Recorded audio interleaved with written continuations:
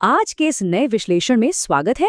आज हम एक बहुत ही दिलचस्प विषय पर बात करने वाले हैं। कैसे कुछ बेहद साधारण से संदेश अचानक ऐसे शानदार डिजाइन्स में बदल जाते हैं जिन्हें भूल पाना नामुमकिन होता है। जी हाँ, आज हम पोस्टर डिजाइन के उन बेसिक्स को समझेंगे जो हमारे आसपास हर जगह मौजूद हैं, लेकिन अक्सर हमारा ध्यान उन पर नहीं जाता। तो चलिए सीधे मुद्दे पर आते हैं। हमारी इस भाग दौड़ से भरी दुनिया में जहां हर तरफ इतना शोर शराबा है, वहां कुछ इवेंट्स की जानकारी या कोई ज़रूरी रिमाइंडर अचानक से ध्यान कैसे खींच लेते हैं।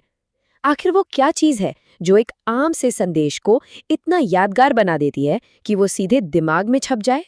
इन पोस्टर्स पे नजर डालने से एक बड़ी ही दिलचस्प बात पता चलती है। चाहे संदेश खाना बर्बाद न करने का हो या फिर शिक्षा को बढ़ावा देने का, ये सभी हमारा ध्यान तुरंत खींचने के लिए चित्रों और शब्दों का एक बहुत ही सटीक और बेहतरीन मिक्स इस्तेमाल करते हैं। ये बिल्कुल किसी जादुई फॉर्मूला की तरह काम करता है। तो इस पूरी प्रक्रिया को डिकोड करने के लिए हमारा आज का रोड मैप कुछ ऐसा रहेगा। सबसे पहले पोस्टर्स की ताकत, उसके बाद डिज़ाइन में एम्फेसिस, फिर महत्व का क्रम और आखिर में बनाने की प्रक्रिया। बस यही वो बुनियादी सिद्धांत हैं जो ऐसे प्रभावशाली लेआउट बनाने में मदद करते हैं। चलिए पहले हिस्से से शुरुआत करते हैं, पोस्टर्स की ताकत, यानी कैसे ये जानकारी देते हैं और जागरूकता फैलाते हैं। सच कहा जाए तो एक अच्छे डिज़ाइन वाला पोस्टर किसी भी गंभीर विषय पर लोगों की सोच और उनके व्यवहार को पूरी तरह बदल सकता है। उदाहरण के लिए स्वच्छता और चीज़ों को रीसाइकिल करने की इस पहल को ही ले लीजिए। ये देखने में एकदम साधारण लगते हैं, लेकिन आम जनता पर इनका असर बहुत गहरा होता है। ये बिना कुछ कहे ही एक बहुत बड़ा संदेश दे जाते हैं। अब बढ़ते हैं दूसरे प्रमुख सिद्धांत की ओर, डिज़ाइन में एम्फेसिस या जोर देने की कला, जो देखने वाले की आंखों को बिल्कुल सही जगह फोकस करने में मदद करती है। यहाँ समझने वाली सबसे अहम बात यह है कि एम्फेसिस बिल्कुल एक स्पॉटलाइट की तरह काम करता है। ये एक ऐसा डिज़ाइन सिद्धांत है जो लेआउट के किसी एक खास हिस्से को बाकियों से कहीं ज़्यादा अहमियत देता है। मतलब ये हमारी आंखों को ठीक उसी जगह ले जाता है जहाँ क्रिएटर सबसे पहले हमारा ध्यान खींचना चाहता है। तो सवाल ये है कि आखिर ये एम्फेसिस लाया कैसे जाता है। मुख्य संदेश कहीं छूट न जाए, इसके लिए क्रिएटर्स मुख्य रूप से 3 तरकीबें अपनाते हैं। पहला, उस चीज़ का आकार बड़ा कर देना। दूसरा, बाकी डिज़ाइन की तुलना में बहुत ही चमकीले या आकर्षक रंगों का इस्तेमाल करना। और तीसरा, उस खास शब्द या चित्र को अंडरलाइन या हाईलाइट कर देना। इस कॉन्सेप्ट को समझने के लिए ये पोस्टर एकदम परफेक्ट है। गौर करने वाली बात यह है कि कैसे बाघ का विशाल आकार और उसका चटक पीला रंग तुरंत नज़र अपनी ओर खींच लेता है। आसपास लिखे किसी भी टेक्स्ट को पढ़ने से पहले ही पूरा का पूरा ध्यान सीधे बाघ पर चला जाता है। सच में यही एम्फेसिस का असली जादू है। अब आते हैं तीसरे कॉन्सेप्ट पर, महत्व का क्रम, यानी एक विजुअल ढांचा या हिरार्की कैसे तैयार की जाती है। इसे ऐसे समझना चाहिए, बिल्कुल एक न्यूज़पेपर की तरह। एक पोस्टर भी अहमियत के हिसाब से जानकारी को रैंक करके पूरी कहानी बयां करता है।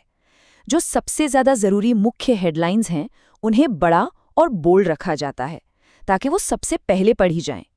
और जो जानकारी ज़रूरी तो है लेकिन थोड़ी कम अहम है, जैसे संपर्क करने की डिटेल या कुछ छोटे तथ्य, उन्हें जानबूझकर छोटे आकार में रखा जाता है। असल जिंदगी में ये हायरार्की कैसे काम करती है, इसे देखने के लिए एक गुमशुदा पालतू जानवर का ये पोस्टर सबसे बेहतरीन उदाहरण है। चलिए इसे थोड़ा डिकोड करते हैं।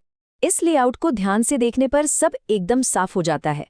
पोस्टर की सबसे ज्यादा जगह उस जानवर की तस्वीर ने ले रखी है, क्योंकि उसे पहचानना ही सबसे ज्यादा जरूरी है।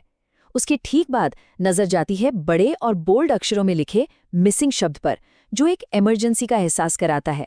और सबसे आखिर में ध्यान जाता है मालिक के फोन नंबर पर, जिसे नीचे की तरफ काफी छोटा रखा गया है।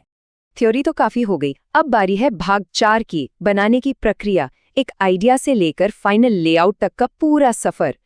इस प्रक्रिया का पहला चरण पूरी तरह से प्लानिंग का होता है। सबसे पहले एक एकदम स्पष्ट संदेश चुनना होता है।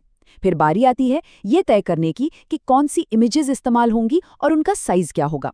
इसके बाद एक बहुत ही छोटा और असरदार वाक्य लिखा जाता है और फिर हर एक विजुअल और टेक्स्ट के लिए सबसे ज्यादा से लेकर सबसे कम अहमियत वाले तत्वों का एक क्रम सेट किया जाता है। शानदार प्लानिंग के बाद बारी आती है एग्जीक्यूशन की। सीधे रंग भरने से पहले ये तय करने के लिए एक रफ लेआउट बनाना बेहद ज़रूरी है कि कौन सी चीज़ कहाँ आएगी। इसी दौरान ये भी चेक किया जाता है कि क्या मुख्य तत्व पर सही से फोकस या एम्फेसिस आ रहा है या नहीं। इसके बाद एक शीट पर मार्जिन और सीधी लाइनें खींची जाती हैं और तब जाकर फाइनल विजुअल्स बनाकर उनमें रंग भरे जाते हैं। ये पूरी प्रक्रिया सुनिश्चित करती है कि देखने वाले की नज़रें बिल्कुल वैसे ही चलें जैसी क्रिएटर ने योजना बनाई थी। तो इस चर्चा को यहीं समेटते हैं। यह वाकई हैरान करने वाला है कि इन बुनियादी तकनीकों को जान लेने के बाद रोज़मर्रा के इन विजुअल संदेशों को देखने का नज़रिया कैसे पूरी तरह बदल जाता है। अगली बार जब भी कोई पोस्टर ध्यान खींचे तो ये सोचना बड़ा दिलचस्प होगा कि उसके पीछे एम्फेसिस और हायरार्की के कौन से अदृश्य डिज़ाइन काम कर रहे हैं। उम्मीद है पोस्टर डिज़ाइनिंग का ये विश्लेषण काफ़ी काम का साबित हुआ होगा। ऐसे ही एनसीईआरटी बुक्स के टॉपिक्स के लिए इस चैनल को सब्सक्राइब करिए। साथ में इस वीडियो को लाइक करें और आपके दोस्तों के साथ शेयर करिए, जिससे वो भी इस सब्जेक्ट में आप जैसे अच्छे मार्क्स पा सकें।